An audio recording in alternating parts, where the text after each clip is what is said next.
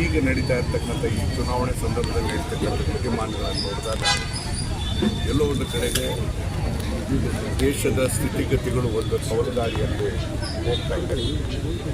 ಪ್ರಜಾಪ್ರಭುತ್ವದ ಅಳಿವಿನ ಪ್ರಶ್ನೆ ಬರ್ತಾ ಇದೆ. ಸ್ವಾತಂತ್ರ್ಯ ಬಂದ ಕೇವಲ 77 ವರ್ಷದಲ್ಲಿ ಇಂತಹ ಅಪಸ್ವರಗಳು ಬರೋದಕ್ಕೆ ಕಾರಣ ಆಗಿದೆ ಏನು ಅಂತಂದರೆ ನಮ್ಮ ದೇಶದಲ್ಲಿ ಆಗಿರ್ತಕ್ಕಂಥ ಒಡೆದು ಆಳುವಂತಹ ನೀತಿ ಇರ್ತಕ್ಕಂಥ ಹಿನ್ನೆಲೆಯಲ್ಲಿ ಇದೆಲ್ಲ ಬಂದಿರತಕ್ಕಂಥದ್ದು.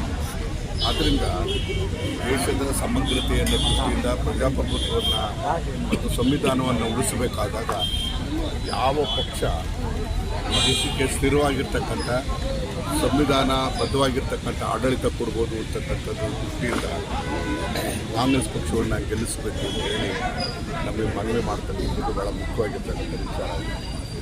ಬಹುಶಃ ಜನ ಇವತ್ತು